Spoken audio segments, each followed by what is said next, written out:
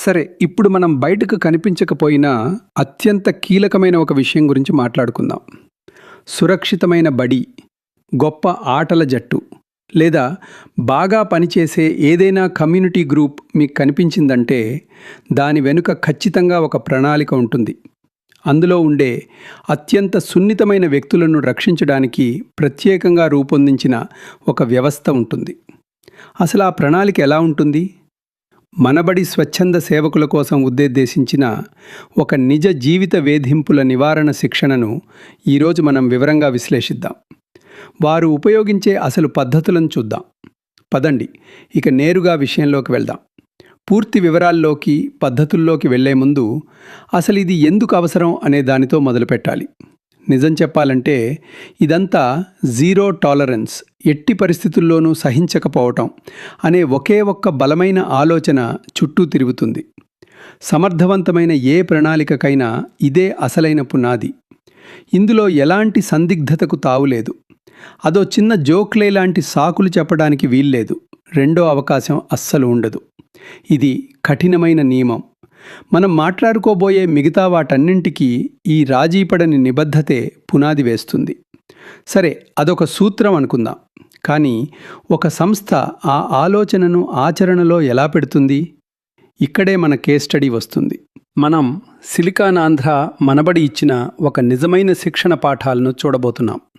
వీటి గొప్పదనం ఏంటంటే ఇందులో వేధింపు నివారణ నివేదన, సున్నితమైన సభ్యుల పరిరక్షణకు పిల్లలతో నేరుగా పనిచేసే వాలంటీర్లకు ఇవ్వవలసిన సమాచారం, సూచనలు గురించి మనకు స్పష్టంగా తెలుస్తుంది. ముందుగా తెలుసుకోవాల్సింది ఒకటుంది. వేధింపులను నివారించే ఏ ప్రణాళికలోనైనా అత్యంత కీలకమైన దశ సమస్యను గుర్తించడం. మీరే ఆలోచించండి. సమస్య ఎలా ఉంటుందో తెలియనప్పుడు, ప్రమాద సూచికలను పసిగట్టలేనప్పుడు ఆ సమస్యను ఎప్పటికీ పరిష్కరించలేరు కదా. అందుకే ఈ మొదటి భాగమంతా ఆ ప్రాథమిక అవగాహనను పెంచడం చుట్టూనే ఉంటుంది. ఏమాత్రం గందరగోళం లేని స్పష్టమైన నిర్వచనాలతో ఈ విధానం మొదలవుతుంది. మొదటిది లైంగిక దుష్ప్రవర్తన లేదా వేధింపు. ఇక్కడ మీరు గమనించాల్సిన అతి ముఖ్యమైన విషయం ఏంటంటే ఈ నిర్వచనం కేవలం శారీరక చర్యలకు మాత్రమే పరిమితం కాలేదు. అనుచితమైన వ్యాఖ్యలు, మాటలతో చేసే గాయాలను కూడా ఇది ప్రత్యేకంగా ప్రస్తావిస్తుంది. బయటకు కనిపించని గాయాలు ఎంత తీవ్రమైన నష్టాన్ని కలిగిస్తాయో ఇది గుర్తిస్తుంది. ఆ తర్వాత శారీరక వేధింపు. ఇక్కడ పరిస్థితిని పూర్తిగా మార్చేసే ఒక ముఖ్యమైన పదం ఉంది: ఉద్దేశపూర్వకం. ఇది చాలా కీలకమైన తేడా. ప్రమాదవశాత్తు తగలడం గురించి, పిల్లలు ఆడుకుంటూ కింద పడటం గురించి ఈ పాలసీ మాట్లాడటం లేదు. ఉద్దేశపూర్వకంగా గాయపరచాలనే ఆలోచనతో బలాన్ని ఉపయోగించడం గురించి మాత్రమే ఇది చెప్తుంది. ఇక నిర్లక్ష్యం. ఇది కాస్త భిన్నంగా ఉంది కదూ. ఇది పూర్తిగా వేరొక రకమైన హాని. ఒకరు చేసే పని గురించి కాదు, వారు చేయలేకపోయిన పని గురించి ఇది చెప్తుంది. ఆహారం, ఆశ్రయం, సరైన పర్యవేక్షణ లాంటి కనీస అవసరాలను తీర్చడంలో విఫలమవడం గురించి ఇది వివరిస్తుంది. చివరగా మానసిక వేధింపు. దీని గాయాలు బయటకు కనిపించకపోవచ్చు, కానీ దాని ప్రభావం మాత్రం భయంకరంగా ఉంటుంది. మనం ఇక్కడ ప్రవర్తనా విధానాల గురించి మాట్లాడుతున్నాం. నిరంతరం మాటలతో దాడి చేయడం, బెదిరించడం, అవమానించడం, ఒకరిని ఒంటరి చేయడం లాంటివి ఇందులోకి వస్తాయి. ఇవి ఎదుటివారి ఆత్మగౌరవాన్ని క్రమక్రమంగా దెబ్బతీస్తాయి. సరే, నిర్వచనాలు తెలుసుకున్నాం. అదంతా థియరీ. అయితే నిజ జీవితంలో వీటన్నింటినీ ఎలా గుర్తించాలి? ఇక్కడే ఈ శిక్షణ చాలా ఆచరణాత్మకంగా మారుతుంది. మనం మాట్లాడుకున్న ఆ నిర్వచనాలను మనం నిజంగా చూడగలిగే, గమనించగలిగే విషయాలుగా మారుస్తుంది. కారణం తెలియని గాయాలు, ప్రవర్తనలో అకస్మాత్తుగా వచ్చే తీవ్రమైన మార్పులు, ఏదైనా ఒకరిని చూసి బిడ్డ అకస్మాత్తుగా భయపడటం లాంటివి ఇందులో ఉంటాయి. ఇవన్నీ ఖచ్చితమైన ప్రమాద సూచికలు. వీటిని వాలంటీర్లు ఎట్టి పరిస్థితుల్లోనూ విస్మరించకూడదని శిక్షణ ఇస్తారు. లక్షణాలను తెలుసుకోవడం ఒక ఎత్తు. దానివల్ల ఇప్పటికే జరుగుతున్న సమస్యను గుర్తించడం లేదా సంఘటన జరిగిన తర్వాత స్పందించడం ఎలానో తెలుస్తుంది. ఇప్పుడు ముందు జాగ్రత్తతో ఎలా ఉండాలో తెలుసుకుందాం.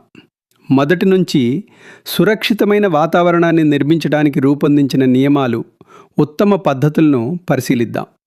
ఇక్కడ ఆసక్తికరమైన విషయం ఏంటంటే ఈ నియమాలు అందరినీ రక్షిస్తాయి. పిల్లలతో పాటు వారికి సహాయం చేయడానికి వచ్చే పెద్దలను కూడా ఇవి కాపాడతాయి. ఈ స్లైడ్ ఆ ముందు జాగ్రత్త వ్యూహాన్ని అద్భుతంగా వివరిస్తుంది. ఇది కేవలం చేయకూడని పనుల జాబితా మాత్రమే కాదు, దాని నిర్మాణాన్ని చూడండి. ఎడమవైపున ఉన్న ప్రతి ఒక్క అత్యంత ప్రమాదకరమైన ప్రవర్తనకు కుడివైపున స్పష్టమైన ఆచరణాత్మకమైన పరిష్కారం ఉంది. ఎవరి పర్యవేక్షణ లేకుండా ఒకరితో ఒకరు ఒంటరిగా మాట్లాడటం గురించి ఆందోళన చెందుతున్నారా? దానికి 2 అడల్ట్ రూల్, 2 పెద్దలు ఉండాలనే నియమం ఉంది. ప్రైవేట్ మెసేజ్లు చేస్తున్నారా? కుదరదు. ఆమోదించిన ఛానళ్లను మాత్రమే వాడాలి. హాని జరిగే అవకాశం రాకముందే దాన్ని తొలగించడానికి ఇది నిజంగా అద్భుతమైన, అత్యంత క్రమబద్ధమైన మార్గం. సరే, మీరు సంకేతాలను గుర్తించగలరు, పరిమితులను అర్థం చేసుకున్నారు. ఆ తర్వాత ఏం చేయాలి? ఏదో తప్పు జరుగుతోందని మీ మనసుకు అనిపించినప్పుడు మీరు నిజంగా ఏం చేస్తారు? ఈ తర్వాతి దశ అయిన రిపోర్టింగ్, ఫిర్యాదు చేసే విధానం ఈ మొత్తం శిక్షణలోనే అత్యంత ముఖ్యమైన భాగమని చెప్పుకోవచ్చు. వారు నిర్దేశించిన ప్రోటోకాల్ చాలా స్పష్టంగా దశలవారీగా ఉంది. ఎప్పుడైనా సరే మొదటి ప్రాధాన్యత పిల్లల తక్షణ భద్రతే. ముందు వారిని సురక్షితంగా ఉంచాలి. ఆ తర్వాత నిర్దేశించిన అధికారికి వెంటనే రిపోర్ట్ చేయాలి. ఇక్కడ అత్యవసరం అనేది చాలా కీలకం.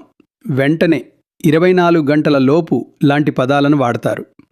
4వ దశను మీరు నిశితంగా గమనించాలి. ఇది చాలా పెద్ద విషయం. మీకై మీరు దర్యాప్తు చేయడానికి ప్రయత్నించకండి. వాలంటీర్ పని. విషయాన్ని తెలియచేయడం, అంతేగాని డిటెక్టివ్లా మారడం కాదు. మీకు మీరే దర్యాప్తు చేయడానికి ప్రయత్నిస్తే అది తర్వాత జరిగే అధికారిక విచారణను నాశనం చేస్తుంది. ఇక్కడ అర్థం చేసుకోవాల్సిన అతి ముఖ్యమైన విషయం ఏంటంటే ఇది కేవలం సంస్థ అంతర్గత నియమాలను పాటించడం గురించి కాదు. మనం ఇక్కడ తీవ్రమైన చట్టపరమైన నైతిక బాధ్యతల గురించి మాట్లాడుతున్నాం.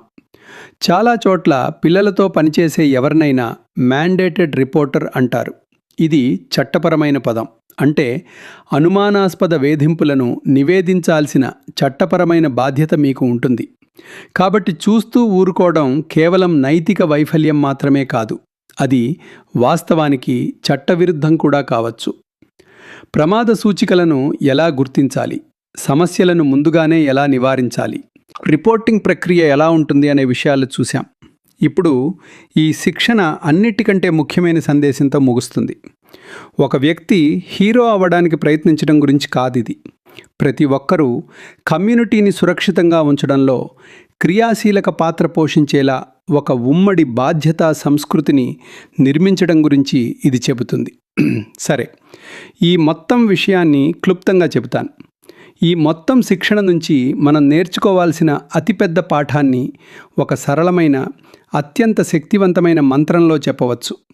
గుర్తించటం, స్పందించటం, నివేదించటం. Recognise, respond and report. ఎరుపు రంగు హెచ్చరికలను గుర్తించండి, రికగ్నైజ్.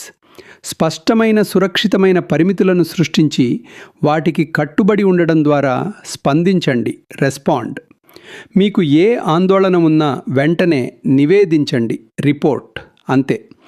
ఈ వ్యూహం మొత్తానికి ఇదే అసలు సిసలైన పట్టు. ఈ నియమాలు కేవలం పిల్లలను రక్షించడానికి మాత్రమే కాదని గుర్తుంచుకోవడం కూడా చాలా ముఖ్యం. అపార్థాలు, తప్పుడు ఆరోపణల నుంచి వాలంటీర్లను కూడా ఇవి రక్షిస్తాయి. పిల్లల శ్రేయస్సు కోసం పనిచేయడమే ఎల్లప్పుడూ మొదటి సూత్రంగా ఉండేలా ఒక పారదర్శక వ్యవస్థను సృష్టించడమే దీని ప్రధాన ఉద్దేశం. ఇక ముగింపుకు వద్దాం. ఒక సంస్థ వీటన్నిటినీ ఎలా విశ్లేషిస్తుందో చూశాక మిమ్మల్ని కాస్త ఆలోచింపజేస్తుంది కదూ. మీరు భాగమైన గ్రూపుల పరిస్థితి ఏంటి? మీ జీవితంలో ఉన్న బడులలో తరగతులు, జట్లు, కమ్యూనిటీల గురించి ఆలోచించండి. అత్యంత సున్నిత మనస్కులైన సభ్యులను రక్షించటానికి వారి దగ్గర ఇలాంటి స్పష్టమైన ప్రణాళిక ఉందా? ఆ ప్రశ్నకు సమాధానం తెలుసుకోవడమే అందరూ సురక్షితంగా ఉన్నారని నిర్ధారించుకోవడానికి మొదటి అడుగు.